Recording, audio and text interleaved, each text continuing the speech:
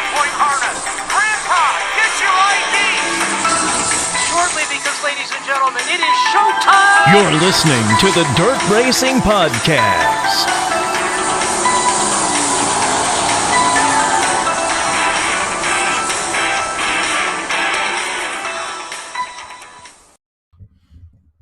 Welcome to another edition of the Dirt Racing Podcast. It's here. The biggest 2 weeks of sprint car racing is here, and we start with today with the 360 Nationals.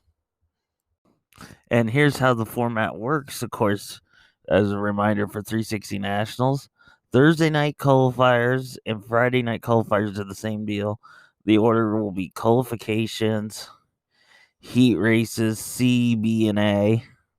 And remember, it's the perfect score is a 500. Qualifying, you'll get 200 for quick time, 198 for second, 196 for third, and on back. The heat races, if there's only the top 50 cars make it, the rest will be put towards the back of the C main. Heat races, 100 points is awarded to the heat race winner.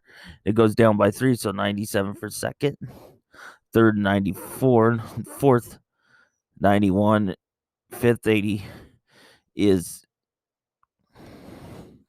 88 on back. The invert is 6, where quick qualifier will start 6th in the heat. Top 4 finishers directly to A, 5 through 8 to the B, and of course 9 and 10 to the C. C main will be 4 transferred to the back of the B. 5th place is worth 92 points. 6th is 90 and on back. The B main is the top 4 do transfer to the tail, of course, of the A. Points for 5th is 142, 140, or 60, and so on by 2s. A main points is 200, second 198, third 196, and so on. And then if there's a tiebreaker, is the first tiebreaker is the finishing position in the main. The next tiebreaker is based on time trials. The other tiebreaker criteria may be implemented if needed. So that's how Thursday and Friday work for the format. History of the event, we'll go through every winner since 1991 with the first running till last year. David Hessler picked up the first one in 1991. The 92 and 93 was Gary Lee Meyer. 94 was Lee Nelson. 95 was Dan Lasowski. Terry McCarl wins his first in 96. 97, David Hessler wins his second one. Third, 98 was Gary Wright. 99 was Dennis Moore. 2000 was Wayne Johnson. 2001 was Terry McCarl. Second. 2002 was Jeff Slindell. 2003 was Dennis Moore's second one. Then Billy Alley won 2004 and 2005. Jesse Giannetta won in 2006. Shane Stewart's first was in 2007. Then Wayne Johnson's second one was in 2008. 2009 was Terry McCarl's third one. And then from 2010 to 2013, Shane Stewart has won them, and that would make 5 for Stewart. Brian Brown won in 2014. Terry McCarl came back, given one in 2015. That was his fourth. 2016 was Sammy Swindell. 2017 was Clint Gardner. 2018 was Terry McCarl's fifth. 2019 was James McFadden. In 2020 last year was Kerry Matson. FYI, not in the field this year will be Kerry Matson. So looking at a repeat winner or a new one.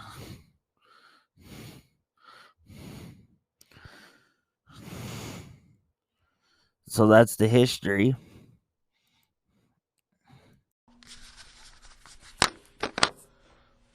Hi, I'm Lacey from the National Sprint Car Hall of Fame and Museum. Want to learn how to help us out? Well, you can go to winaz51corvette.com and make a donation of $25 or more, and you can help us out. And you could have a chance to win a 2021 Z51 Corvette.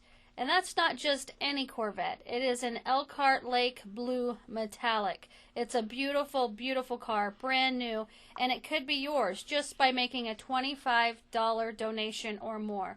Again, that website is winaz51corvette.com. The drawing is August 14th, Saturday night of the Knoxville Nationals.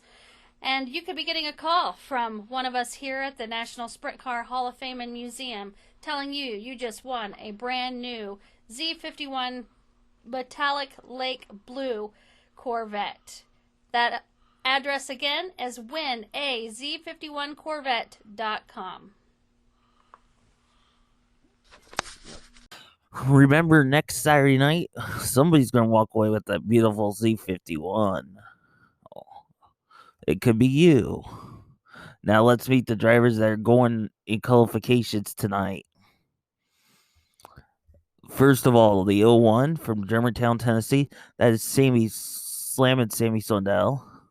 The 1K from Adele, and if I don't say a state name, that's Iowa, by the way, is Kobe Watt.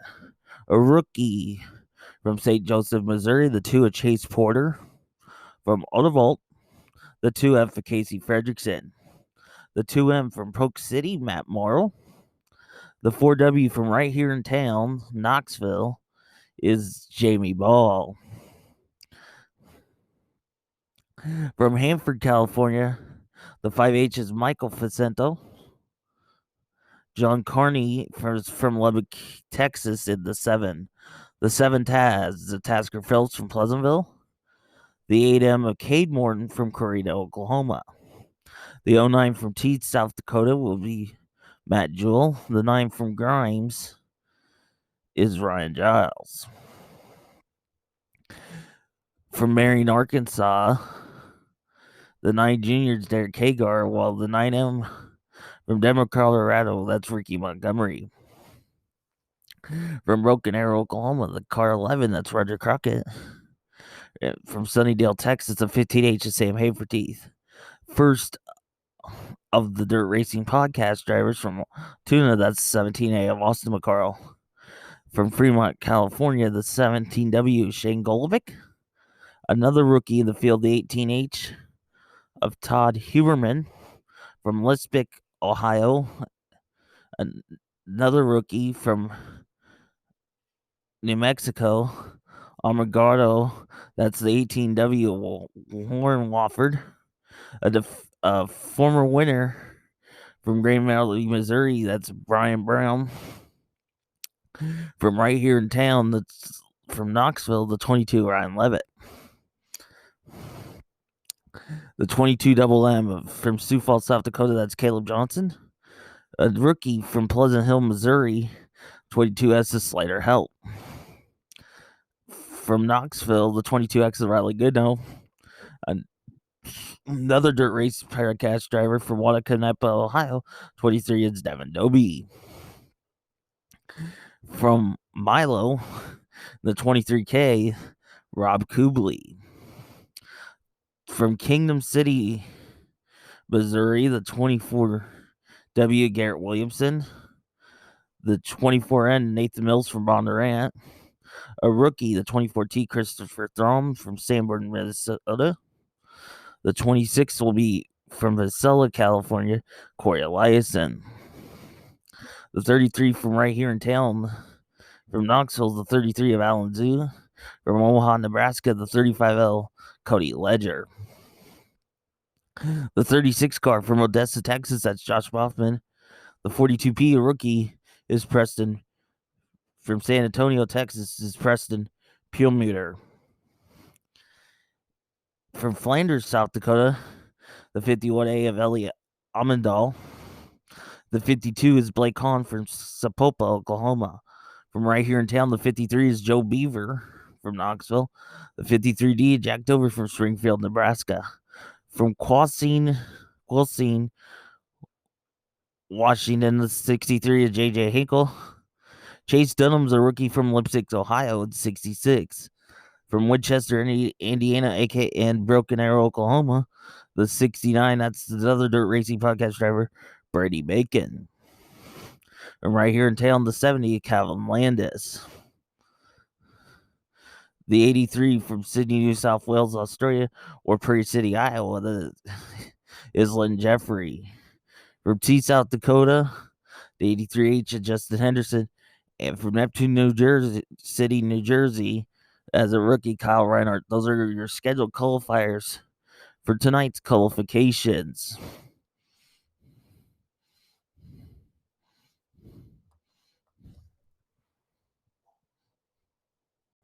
There's some breaking news, and we appreciate TJ Slyways' podcast for helping with this.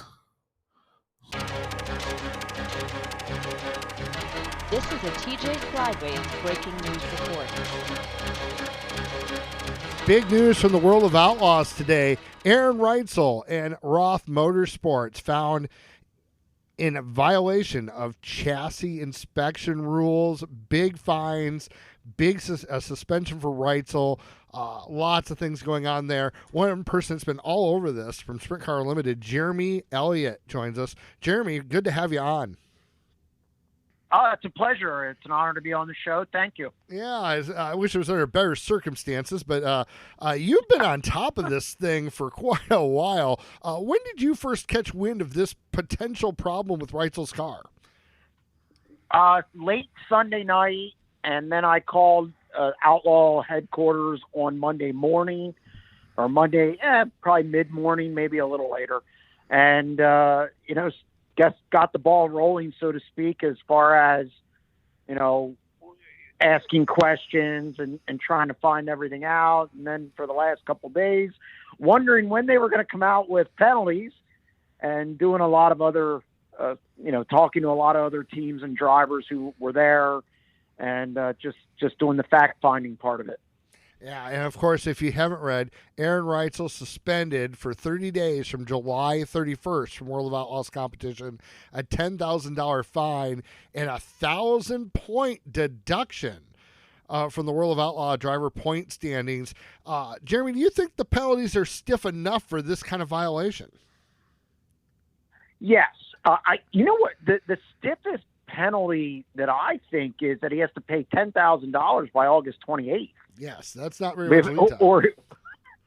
Or he faces additional penalties. Yeah, not only that, but he's missing out on the highest paying race of the year, and obviously it's not going to exactly help the merchandise sales the next week with one of the biggest crowds we see all year.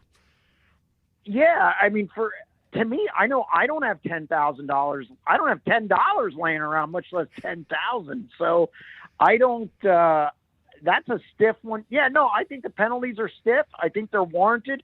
I was surprised that Roth Motorsports got hit as like they did. I did not really, because Aaron's running that team. This is one of the first times, one of the only times Roth has ever hired a driver responsible for crew. They use triple X chassis and basically Reitzel's combination. And basically Reitzel has full reign of the team. So I was surprised a little bit with how hard Roth got hit, but I mean, $10,000 to Dennis Roth is nothing, but still the probation and all that. I think, but I do think they're warranted. I think it's about time we step up and, nail people for infractions. And Roth strikes me as a guy that definitely does not want this mark on his race team, and I think that's where it's going to probably hit him the most. Not so much the $10,000, but the stigma around that. I can see that not sitting well with him.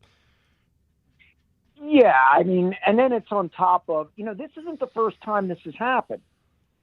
People forget that this happened. I believe it was at Knoxville or in mid-June, if my sources are correct. But it did happen before. And also then you had the bike throwing incident and the altercation with Lane Johnson. These are all things Dennis Ross, kind of an old school owner, isn't going to tolerate. So, I I don't know what the employment situation is going to look like at Roth Motorsports in the coming days. So, do you think the World of Outlaws are trying to send a message with this too? I mean, I'm sure somebody has tried to do this at some point. I'm just surprised. I'm a little surprised it was one of the regular teams and not, maybe someone that's just coming in to do a couple races. Well, look, my problem with really any series or group or even at the local level is this, and you've seen it, TJ, this, hey, I better not catch you with it again, and then we let it go. And that's what they did at Knoxville. Okay? There's no hiding that. That kind of is how this thing's, led to this point. So the Outlaws have to take some responsibility for it. However, I think the big thing that really got them angry, from what I'm hearing, is the sticker thing. Taking the sticker off one car and moving it over to another. I mean, that's intense. Okay, yeah, because we've seen tubing problems from manufacturing stuff that the teams would be completely unaware of. I mean, they're not the ones building the cars and stuff. Correct. It's been a variety of manufacturers. So having a car fail a pre-race inspection isn't that uncommon. It usually happens 2 or 3 times a year. But like you said, moving a sticker over from a car that passed inspection to one that didn't and then trying to pass it off, to me, that's red flags all over the place. Plus, it was a white frame that he made black then. I mean, he legitimately tried to pull a fast one there. I think that's why the Outlaws threw book at him. You'd think you'd try to sandblast that thing and at least paint it black and not leave the white paint underneath. I mean, I know they're on the road into the crunch, but if you're gonna do it, I mean, that's. I mean, it just went through my mind. I can't. I know all these teams are looking for competitive advantages and looking for gray areas, or and they're doing their jobs and they're looking to a degree when you're looking through the rule book. But I mean, man, to put your livelihood at this kind of risk, I can't imagine why you would do that. Look, if you're going to cheat, you better cheat well. And they didn't cheat well. I mean, They didn't hide it very well, like you said. And look, Aaron didn't deny it. When Tom asked him, according to the release, Aaron just fessed up to it. Like, Aaron didn't deny. So I think he knew he was caught at that point. And look, I've talked to teams and crew chiefs, or whether it be drivers, crew chiefs, leading up to this thing. And the question becomes, okay, did he get a competitive advantage? Well, it's kind of split down the middle on that. And I think that's important here. I'm not going to crush. I don't know. I know some say it makes the chassis flex more. And obviously then you have a bigger window with setups and all that other stuff. And those aren't as important. And then there's the other side that goes, well, it doesn't really mean anything. It doesn't give a competitive advantage. So it's all who you believe. Maybe Aaron was trying to get a competitive advantage. Maybe Aaron just really liked that car and felt really comfortable in that car. So I don't know which one it is. I've reached out to Aaron. He has not responded to me yet. So I don't know if he will. But I'd love to tell his side of the story at the very least. Yeah, and to me, there's a safety aspect of this too. I mean, how thin? Maybe it's just a couple of markers here and there on the tubing thickness. But what happens when we go thinner? I can get thinner, and thinner. And like you said, the moving the sticker, to me, like you said, is the key part. I mean, if you show up with a chassis that doesn't conform, whatever, pull another one out of the top. You didn't get it through inspection. But when you go in there and you're moving their inspection sticker over, I'm not surprised they got hit hard. Yeah, and I'm with you. I think that's the one that really made this penalty as stiff as it was. Now, granted, I'm not in the boardroom with Brian Carter, who's the CEO of the World of Outlaws. I'm not in his office, so I don't know what the thought process was. I do know that this decision was not taken lightly. It's why it took even 2 days from the time that I contacted them to get this done, 2.5 days. So I think it was something they really took their time with. And I do think that moving the sticker was not a helping factor to Aaron Reitzel's cause. So, Jeremy, we've got this and more coming up. When are you heading out to Knoxville? I'll get out there Sunday afternoon, and I will be at the Capitani Classic and be there through the rest of the Iowa Speed Week. Great. All right. Awesome. And I will be out there Tuesday. So, Jeremy, if people want to subscribe to Sprint Car Unlimited, read this story about Aaron Reitzel and all the great Nationals coverage you're going to have coming up over the next week, where can they sign up, subscribe, and where are the details on that? Well, they can go to sprintcarunlimited.com, and we have a button there to subscribe. And this story with Reitzel's free, so you can kind of go in and read the Reitzel story and, kind of check out other things that we have there, which is, results stories, a podcast. We do a lot of breaking news, usually, as it comes up. We've had a lot of those. Those are popular. We have videos from the track, all kinds of stuff, a lot of content, especially coming up with the Nationals. And I'm a subscriber, even though I run one of these things too. I love reading Jeremy's content. So the top 50 is one of my favorite reads of the week. So Jeremy, appreciate you. Everybody loves the top 50. Well, yeah, exactly. It's a good read on like a Monday afternoon or Tuesday. So Jeremy, thank you for taking time out of the busiest time of our year and one of the busiest stories of the year to visit with us, and look forward to seeing you in Iowa next week. Hey, it's a pleasure. I'm still going to try and get you off the Michigan State bandwagon. Trying to get you to go to Florida Gators, be a Florida Gators fan. But no. Wow. Okay. Yeah. I look forward to seeing you next week and asking questions at the press conference. All right. Sounds good. Thanks, Jeremy. Yep. Take care. Couple additions to the story. After talking to Jeremy, Pearson Media put out a statement on behalf of Roth Motorsports, with Dennis Roth having a statement in there saying, being involved in racing for 30 years, this is something I do not condone, and it's simply not how Roth Motorsports operates. This is very disappointing to me, and this is a situation that does not sit lightly without our race team. So, and also named Parker Price Miller to take the wheel of the Roth Motorsports number 83 car at the Ironman 55. Still no official word yet on who may drive the car at the Knoxville Nationals. There's still some names being tossed around.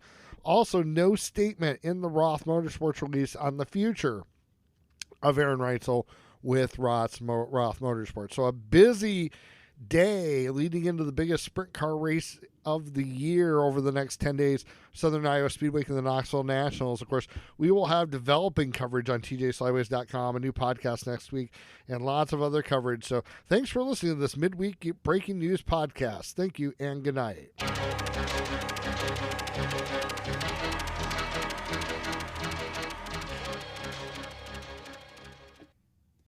Be sure to go follow Jeremy, his page, and also TJ Slideways. Just a reminder for the next 2 weeks, basically daily shows every day where we'll have results from racing, the racing action, and also who's qualifying the next night, and so on and so forth. Till then, this has been the Dirt Racing Podcast. Thank you for listening to the Dirt Racing Podcast with Marshall Hayne. Follow us on Twitter at Dirt_podcast or on Facebook at the Dirt Racing Podcast.